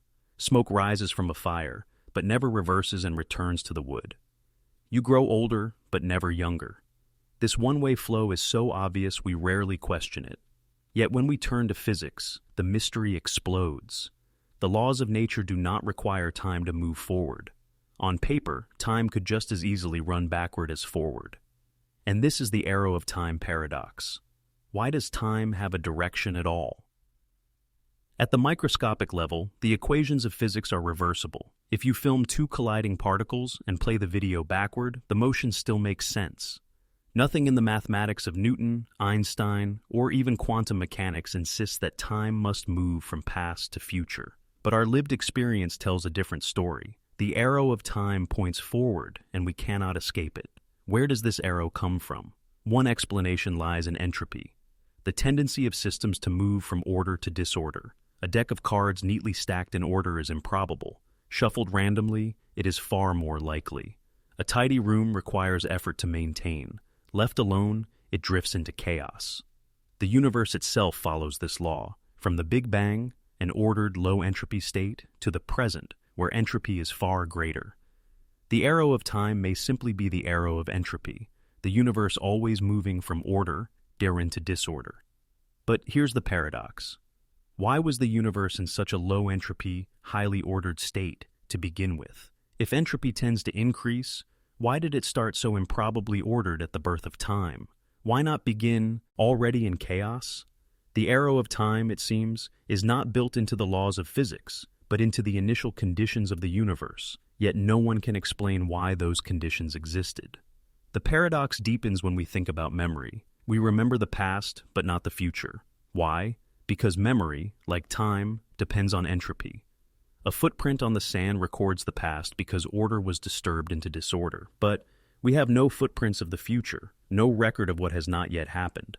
Our sense of time's arrow is bound to entropy's direction, but entropy itself is just probability, not necessity. Some physicists suggest that time might not even exist as we think. The block universe theory proposes that past, present, and future all exist equally, like pages in a book. We move through them in one direction, but they are all already written. From this view, the arrow of time is an illusion of perspective. Others suggest that time may not be fundamental at all, but an emergent property, like temperature, arising only when countless particles interact. If that is true, then the arrow of time is not a law of reality, but a shadow cast by deeper, timeless laws. Philosophically, the arrow of time paradox cuts to the heart of existence. We cling to the present because it feels unique, fleeting, and real, while the past drifts away and the future approaches like a horizon. Yet, if time is symmetric, then past and future are no different. It is only our consciousness that gives the illusion of forward flow. Why, then, do we experience life as a journey from birth to death, never the reverse? Why are we trapped in the river of time, unable to swim against the current? And then comes the most haunting thought. If time's arrow is tied to entropy, and entropy leads to maximum disorder, then the universe itself is headed toward heat death, a future where all energy is evenly spread, no structure remains, no stars shine, no life can exist. Time may not just have a direction, it may have a destination. The arrow of time paradox leaves us standing at the edge of mystery. Why does time flow forward when the laws of reality don't require it? Is the arrow of time an illusion of human perspective, a trick of entropy, or a fundamental property of the cosmos? Perhaps time is not what we think at all. Perhaps past, present, and future are woven together, and our sense of moving forward is just the way consciousness experiences existence. Whatever the answer, the paradox reminds us of something humbling. Every fleeting moment is precious because it will never return. The arrow of time carries us forward, and whether we understand it or not, we live within its current, fragile sparks of awareness drifting in a mystery that flows only one way. The mind-body paradox: you think, you feel, you dream. Inside your mind, there is an entire universe of experiences: joy, sorrow, fear, memory, imagination. Yet when science looks at you, it sees not thoughts or feelings, but neurons firing, chemicals flowing, electrical signals sparking between cells. Somehow, out of this biological machinery, an inner world of consciousness emerges. But how can matter produce mind? How can physical processes give rise to subjective experience? This is the mind-body paradox, the haunting question of how the immaterial world of thought connects to the material world of the body. Philosophers have struggled with this puzzle for centuries. René Descartes has argued that the mind and body are two separate substances: the mind, immaterial and free; the body, physical and mechanical. But this dualism leads to a problem. If mind and body are separate, how do they interact? How does a thought, which has no weight or shape, cause your body to move? How does a chemical in the brain, which is purely physical, give rise to the feeling of sadness or the taste of sweetness? The two worlds seem utterly different, and yet they are inseparably bound together in us. Modern science approaches the paradox with materialism, the belief that the mind is nothing more than the brain. Thoughts are neural firings, emotions are chemical reactions, consciousness is an emergent property of complex networks of matter. But this explanation has its limits. For while it may explain the mechanics of the brain, it does not explain why those mechanics should feel like anything from the inside. Why should neurons firing create the redness of a sunset, the ache of longing, or the sound of music echoing in the soul? Matter alone does not seem to account for the richness of mind. On the other side lies the possibility that mind is primary, that consciousness comes first, and matter arises from it. This is the view of idealism, which sees the physical world as a projection or manifestation of mind. Some philosophers and mystics argue that consciousness is not a byproduct of the brain, but the ground of reality itself. If this is true, then the body is not the cause of the mind, but its vessel, its expression in physical form. But this too faces questions. If consciousness shapes matter, why does matter appear so independent, so unmoved by thought, except in small, limited ways? The paradox deepens when we consider conditions where mind and body blur. In psychosomatic illness, thoughts can produce physical symptoms. Stress can weaken the immune system, hope can speed recovery, belief can alter biology. Conversely, changes in the body, a pill, a brain injury, a chemical, can transform the mind, shifting personality, erasing memory, altering the very sense of self. It is as if the mind and body are two sides of a coin, inseparable and yet distinct. Even deeper mysteries arise when we look at near-death experiences, out-of-body perceptions, or altered states of consciousness. Some describe awareness that seems to exist independently of the brain, hinting at the possibility that mind may not be entirely bound to matter. Others dismiss such accounts as illusions created by a dying or disrupted brain. And so the debate continues, never settling, always circling the same question. What is the true relationship between the physical and the mental, between brain and soul? The mind-body paradox is not just a philosophical abstraction. It is personal. Every time you decide to move, every time a thought leads to an action, you are living inside this riddle. You are both matter and more than matter, both body and mind, both physical and intangible. To reduce one to the other feels incomplete, yet to separate them feels impossible. Perhaps the paradox is the point. Maybe mind and body are not two separate substances, but two aspects of the same mystery, like light as both wave and particle. We experience them as distinct, but they may be inseparably one at a deeper level we cannot yet see. The mind-body paradox reminds us that to be human is to live at the crossroads of two worlds, the measurable and the immeasurable, the physical and the experiential. And perhaps that is why we remain so mysterious to ourselves. We are not just flesh and not just thought, but the paradoxical fusion of both, forever bridging the gap between matter and meaning. The black hole information paradox. Black holes are among the most terrifying and fascinating objects in the universe. They are born when stars collapse under their own gravity, compressing matter into a point so dense that not even light can escape. To an outside observer, a black hole looks like a shadow, a void carved into the fabric of space. But behind that darkness lies one of the most profound puzzles in all of physics. The black hole information paradox, a riddle that pits the laws of quantum mechanics against the laws of general relativity and challenges our very understanding of reality. Imagine dropping an object into a black hole. It could be a rock, a spaceship, or even an entire library filled with books. Once it crosses the event horizon, the point of no return, it is gone forever, swallowed by the abyss. General relativity tells us that everything inside collapses into the singularity, a point of infinite density. From the outside, all that remains is the black hole itself, defined only by its mass, charge, and spin. The details of what fell inside, the information, seem to vanish. But here lies the paradox. According to the laws of quantum mechanics, information cannot be destroyed. The patterns and states of matter may change, but the fundamental information about them must always persist. To erase information is to violate the very foundations of physics. Yet black holes seem to do exactly that. They swallow information and never give it back.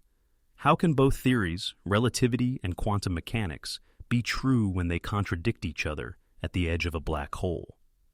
Stephen Hawking deepened the mystery in the 1970s when he discovered that black holes are not truly black. They emit radiation, now known as Hawking radiation, as quantum effects near the event horizon allow particles to escape.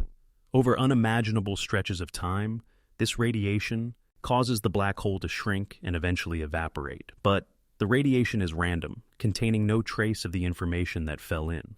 If the black hole disappears completely, it seems the information disappears too, violating quantum law.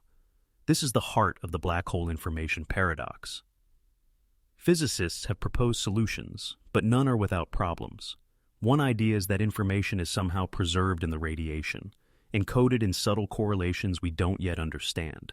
Another suggests that the information is stored on the event horizon itself, smeared across the surface like a hologram, never truly lost. This led to the famous holographic principle, the idea that the three-dimensional universe itself may be a kind of projection of information encoded on a distant boundary. In other words, reality may not be what it seems. The entire cosmos could be a hologram of deeper truths. But other theories are even stranger. Some propose that black holes lead to new universes, with information escaping into dimensions beyond our own. Others suggest that firewalls, zones of destructive energy at the event horizon, burn up anything that falls in, preserving information in ways that defy classical physics. Each possibility is as wild as it is unsettling, and none fully resolves the paradox.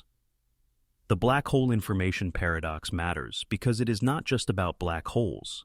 It is about the foundations of reality itself. If information can be destroyed, then the laws of physics break.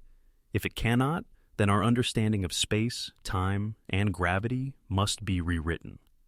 At the heart of the paradox lies the dream of a theory of everything, a single framework that unites quantum mechanics with general relativity, bridging the smallest particles with the largest structures in the universe.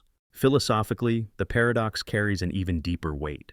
If information is never lost, then perhaps nothing in existence ever truly vanishes. Every thought, every action, every life leaves an imprint that cannot be erased, woven into the fabric of reality itself. But if black holes do destroy information, then maybe existence itself contains moments of true erasure, voids where meaning collapses into silence. The black hole information paradox leaves us staring into the abyss and realizing the abyss stares back with questions we cannot yet answer. What happens to the truth of a thing once it falls beyond the horizon?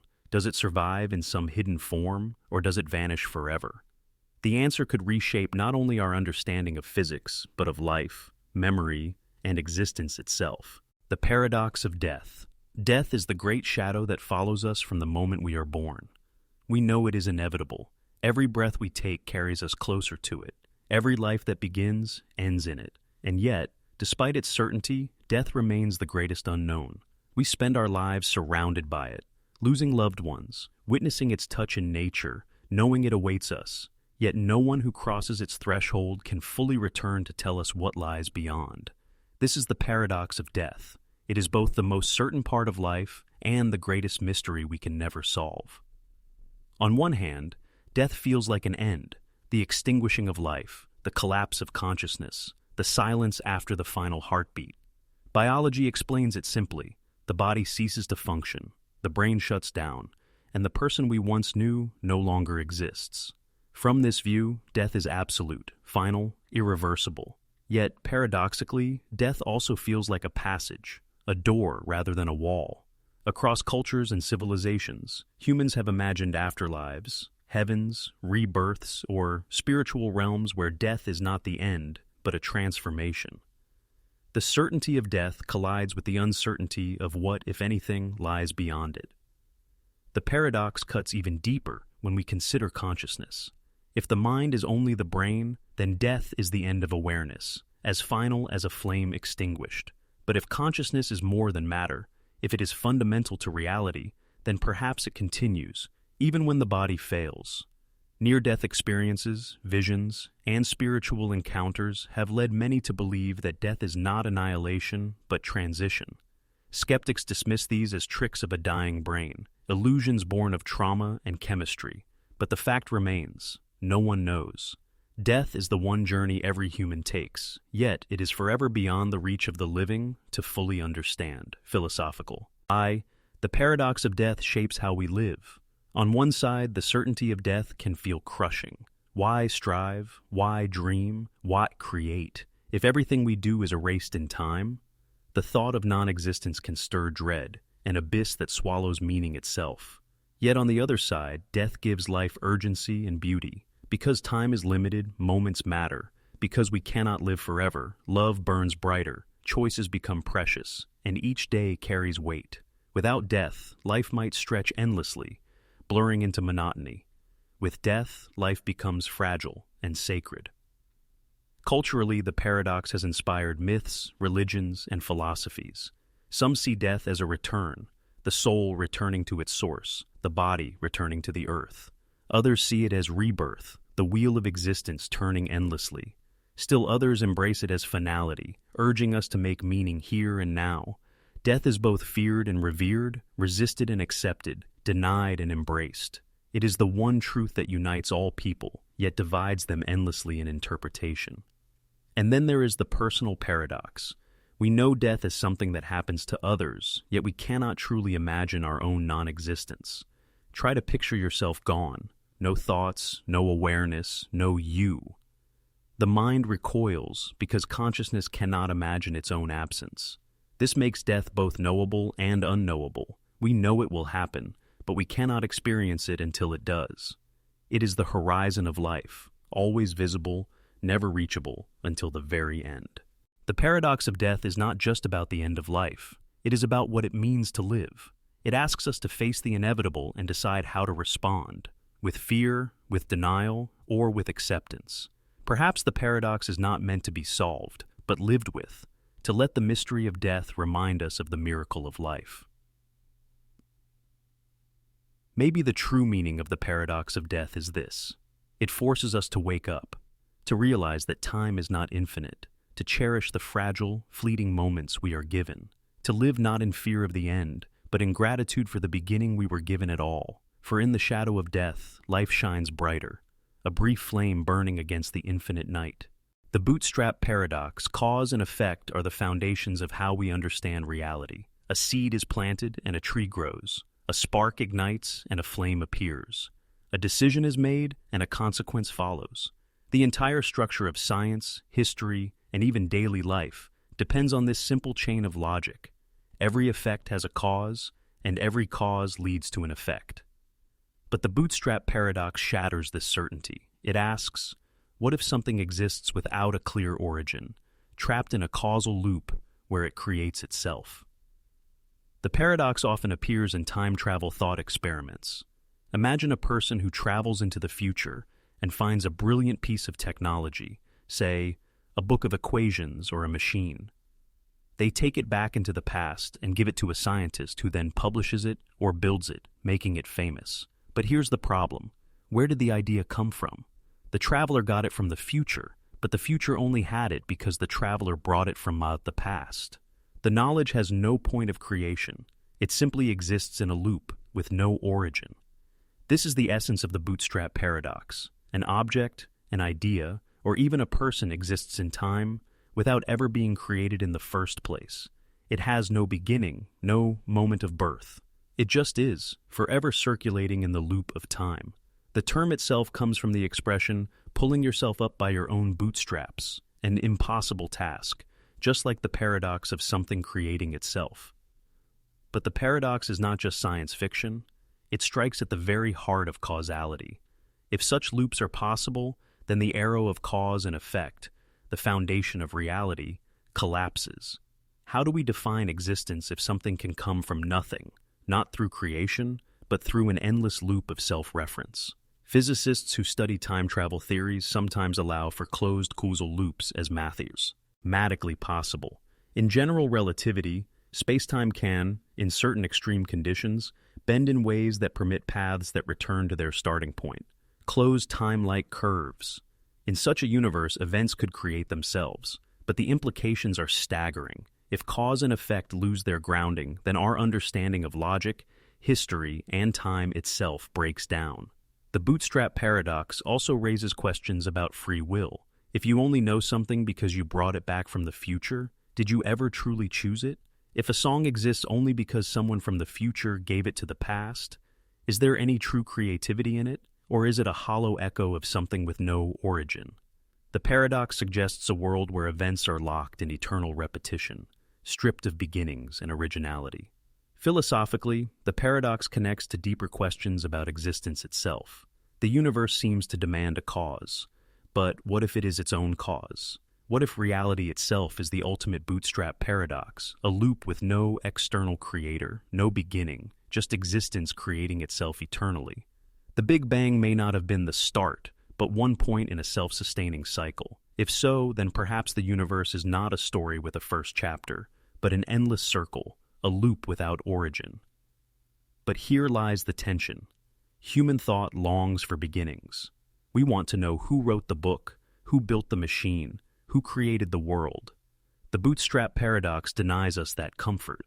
It whispers that maybe not everything has an origin, that maybe some things simply are, suspended in loops that defy our need for linear answers. The Bootstrap Paradox reminds us of the fragility of our assumptions. We believe the universe moves like a chain of dominoes, one knocking the next. But perhaps the chain doubles back, connecting end to beginning, blurring cause and effect until they are indistinguishable.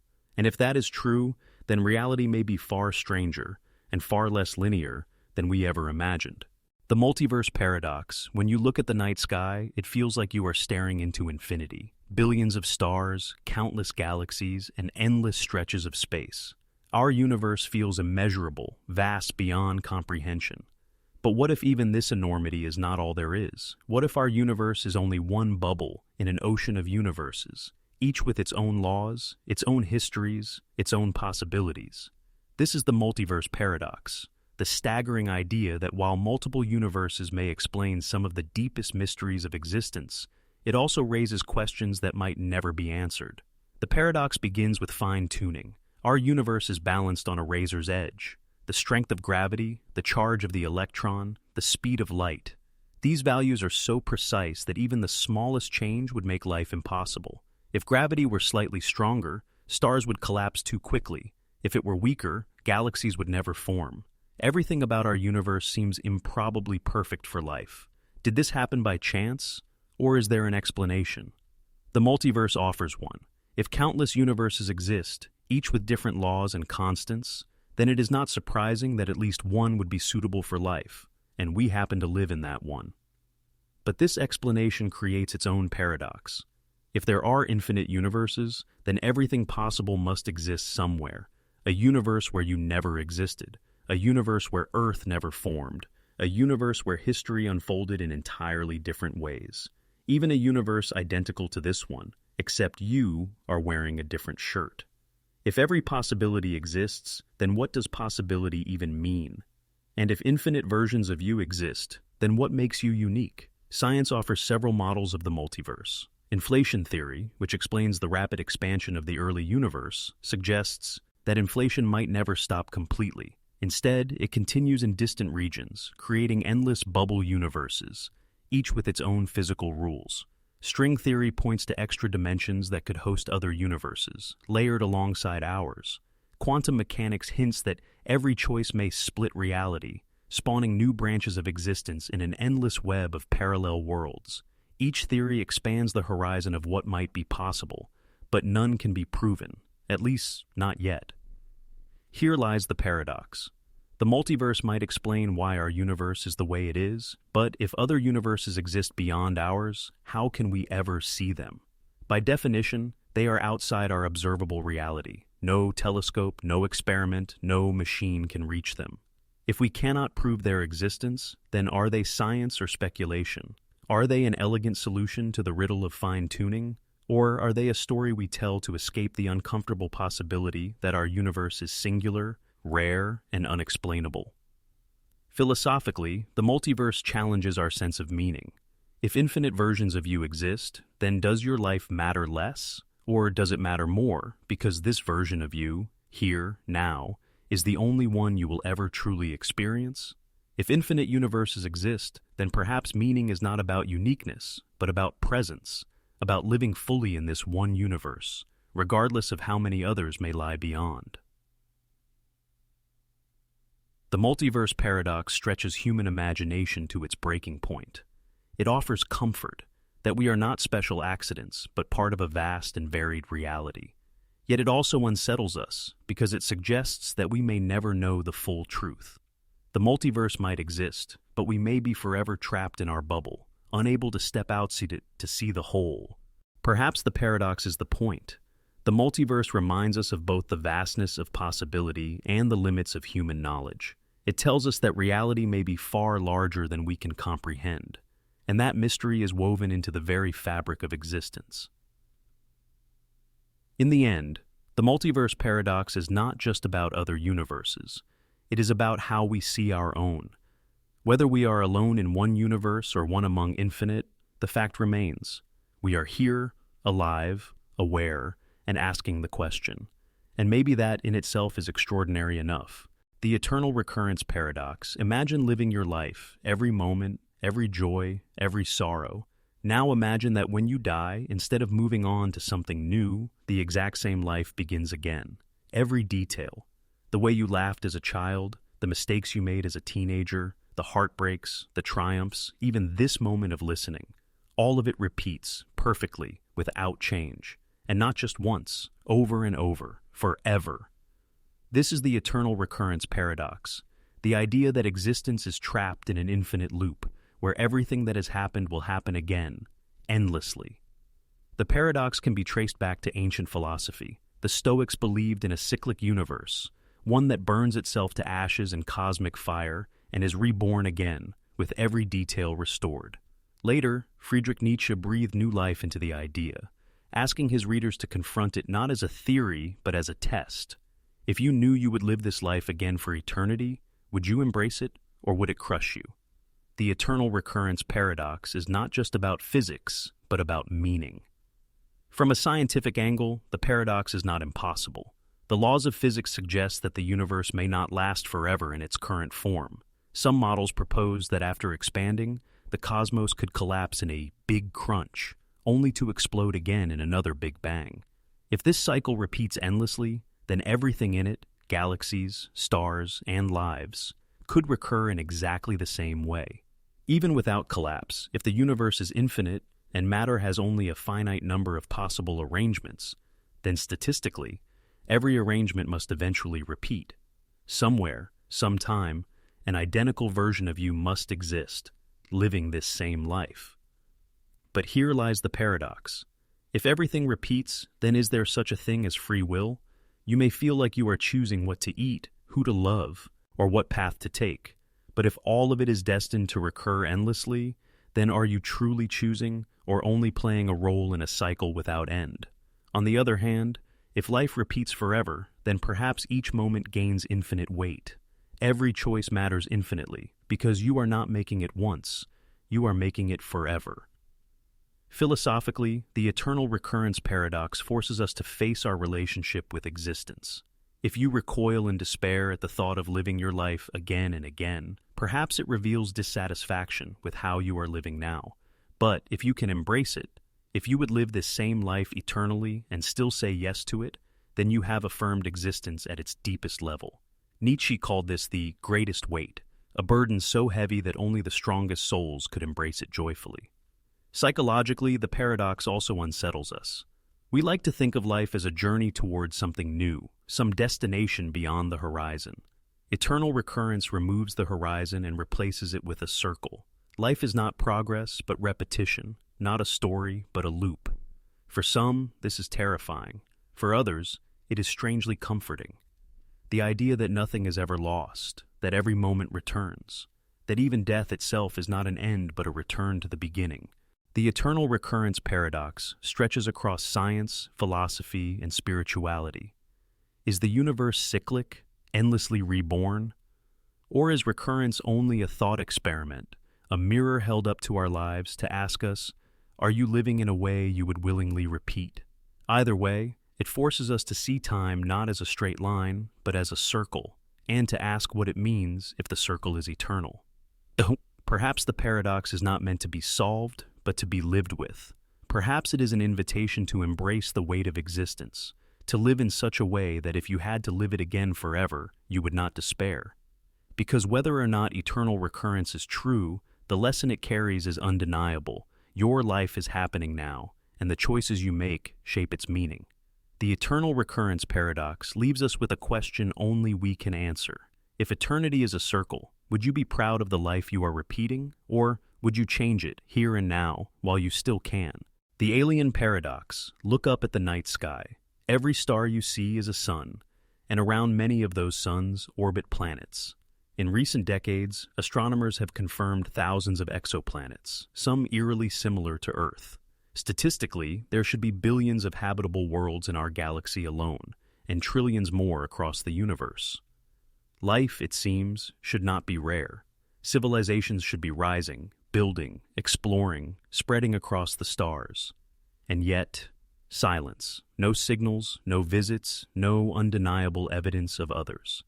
This is the alien paradox, the contradiction between the high probability of extraterrestrial life and the haunting absence of proof.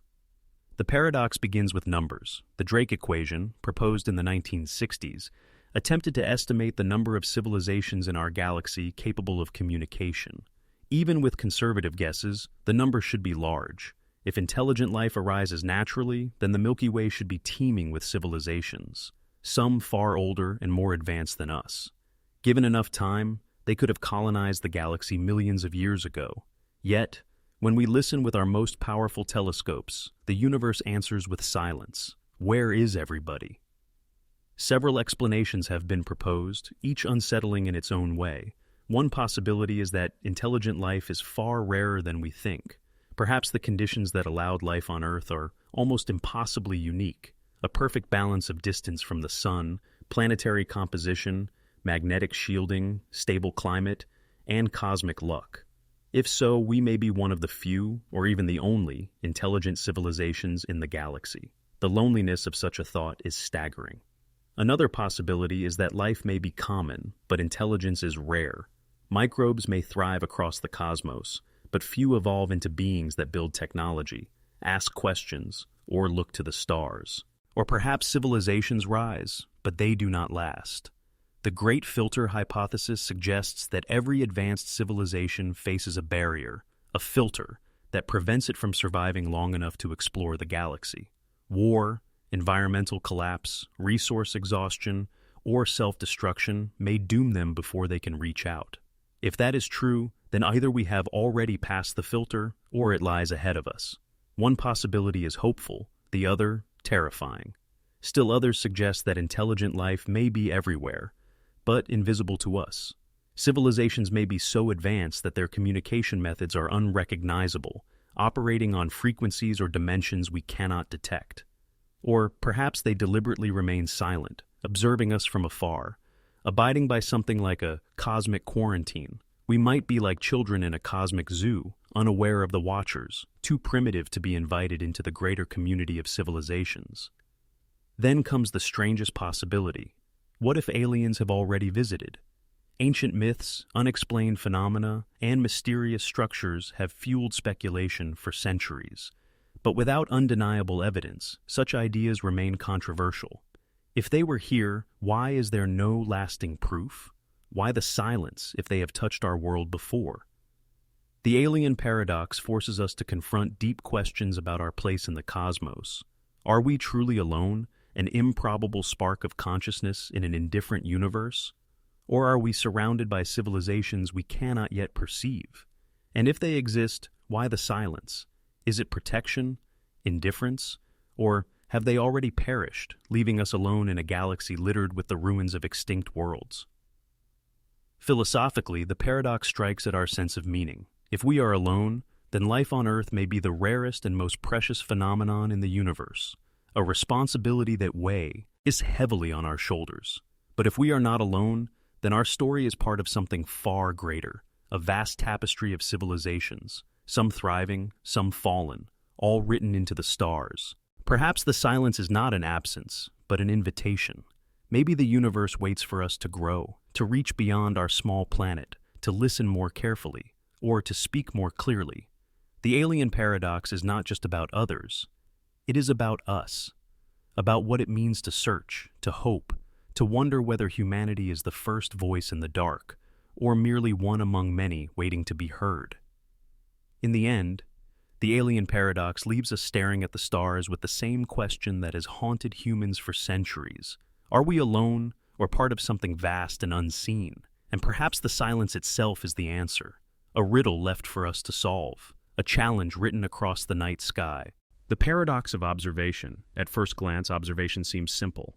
To observe is to look, to measure, to notice what is already there.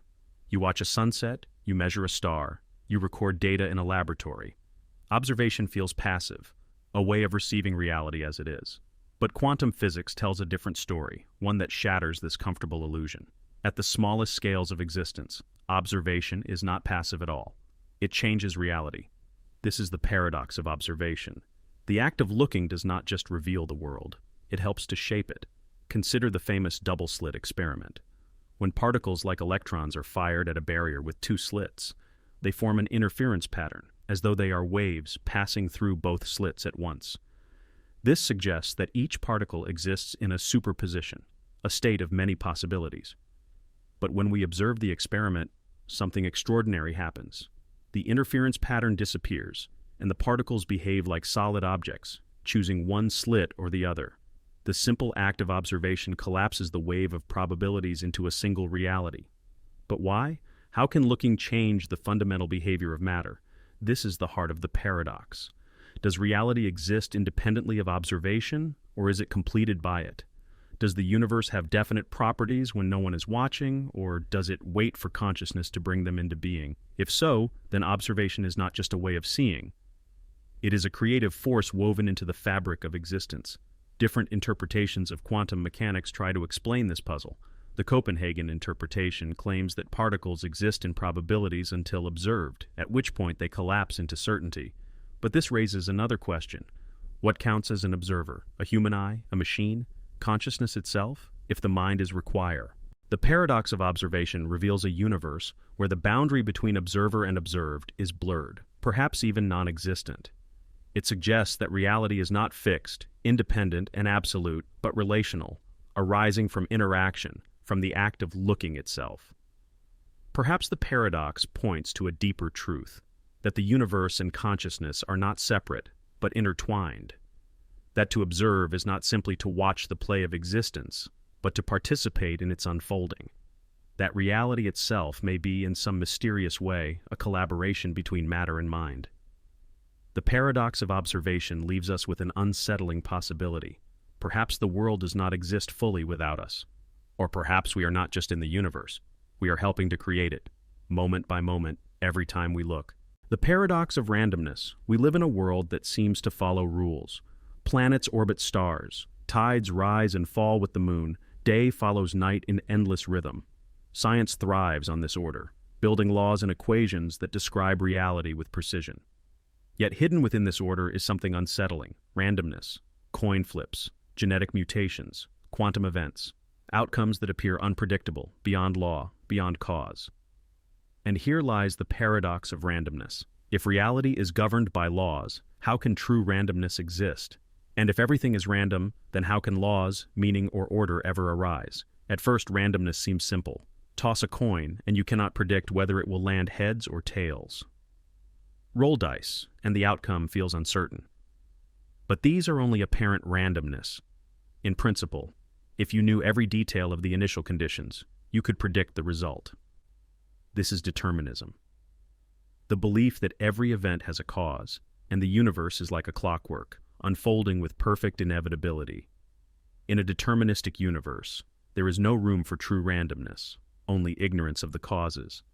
But quantum mechanics shattered this certainty. At the subatomic level, particles do not obey strict cause and effect. They exist in probabilities, and their outcomes are genuinely unpredictable. No matter how much information you have, you cannot know exactly when a radioactive atom will decay or which path a particle will take. The universe, at its foundation, appears to be woven with chance. But here's the paradox. How can randomness exist in a universe governed by precise mathematical laws? And if quantum events are truly random, how do we reconcile that with the order we see on larger scales? The paradox deepens when we consider life itself. Random mutations drive evolution, producing endless variations, most of which vanish while a few. In the end, the paradox of randomness reminds us that uncertainty is not a flaw in reality. It is part of its design. It is what makes the world unpredictable, life possible, and existence endlessly surprising. Without randomness, there would be no novelty. Without order, there would be no stability. The paradox lies in their coexistence, two opposites that together weave the fabric of reality. The infinite regress paradox: every question we ask carries us backward. If something exists, we want to know why. If something happens, we want to know what caused it. If there is a rule, we want to know who wrote it. Our minds demand origins, foundations, first principles. But what happens when every answer only leads to another question? Every cause demands a prior cause. Every explanation cries out for something deeper. This is the infinite regress paradox, the endless chain of causes and reasons that stretches backward without end, refusing to give us a final ground. Consider the classic question: who created the universe? Some say God. But then the question follows: who created God? And if God requires no creator, why can't the universe also exist without one? Each answer spawns another question, each cause another cause, stretching infinitely into the past. If every effect must have a cause, then there can never be a first cause. And yet, without a first cause, how can the chain begin at all? Philosophers have struggled with this paradox for millennia. Aristotle proposed a solution: the unmoved mover, a first cause that itself needs no cause, an eternal being that begins the chain without being bound by it. Theists call this being God, but skeptics counter that this is simply stopping the regress by decree with saying, here the chain ends, without explaining why. Others suggest that the universe itself may be eternal, with no beginning and no end, an infinite cycle of causes looping forever. Yet this too feels unsatisfying. If the chain is infinite, how can we explain why it exists at all? The paradox also appears in knowledge and logic. Every belief rests on another belief. I know this is true because of that. But that belief too needs support, leading to another and another in an endless regress. To avoid collapse, some philosophers argue for found it. Perhaps the paradox reveals the limits of human thought. Our minds are wired to demand origins, but reality may not provide one. Maybe the infinite regress is not a flaw but a feature, a reminder that existence is not built like a house with a single foundation, but like an endless horizon, always stretching farther no matter how far we walk. The infinite regress paradox whispers a humbling truth. Some questions may not have final answers, but in chasing them, we uncover the mystery of being itself, the wonder that anything exists at all, and that we are here to ask why. The conscious universe paradox. We often imagine the universe as vast but indifferent, an endless sea of stars and galaxies, governed by impersonal laws, blind to the fragile beings who live within it. We see ourselves as small islands of consciousness, adrift in a cosmic ocean of emptiness. But what if this picture is incomplete? What if consciousness is not confined to us, not an accidental spark in an otherwise dead universe, but a fundamental part of reality itself? This is the conscious universe paradox, the riddle of whether the universe is merely a stage for awareness, or whether awareness permeates the stage itself. The paradox arises from the mystery of consciousness itself. Science can describe the brain in exquisite detail. Neurons firing, chemicals flowing, circuits connecting. Yet the leap from matter to experience remains unexplained. Why does physical activity produce inner awareness, the redness of a rose, the sweetness of sugar, the pain of loss? If consciousness emerges from matter, why does matter produce it at all? And if consciousness is so inexplicable, could it be because we are looking at it backward, treating it as a byproduct, when in fact it may be fundamental? Some philosophers and physicists have explored this possibility through panpsychism, the idea that consciousness is not limited to complex brains, but is woven into the very fabric of existence. In this view, every particle, every atom, every system carries some primitive form of awareness. Your mind is not an isolated miracle, but a concentrated expression of a universal property. Consciousness, then, is not something the universe has. It is something the universe is. The paradox deepens when we consider quantum mechanics. The observer effect suggests that measurement, observation, plays a role in shaping reality. But if observation requires consciousness, then consciousness may. But here lies the paradox. If the universe is conscious, then who or what is it conscious of? If the universe thinks, what is its thought? If it dreams, what is its dream? And if we are fragments of that greater awareness, can we ever step outside it to know it fully? Or are we like neurons in a brain, each carrying a spark of thought without ever perceiving the totality of the mind we belong to? The conscious universe paradox stretches the boundaries of science and philosophy. It refuses easy answers. To accept it is to blur the line between subject and object, between mind and matter, between the observer and the observed. It suggests that reality may not be cold and lifeless, but intimate and alive, that consciousness is not the exception, but the rule. Perhaps the paradox is not meant to be resolved, but to awaken us, to remind us that when we ask, what is the universe? We are also asking, what am I? And when we ask, am I conscious? We are also asking, is the universe? The two questions may be the same, echoing back and forth across the vastness of existence. In the end, the conscious universe paradox leaves us with a breathtaking possibility, that awareness is not a fragile flame flickering in the darkness of space, but the very light by which the universe knows itself. And in every thought we have, in every moment we live, we may be helping the cosmos to awaken,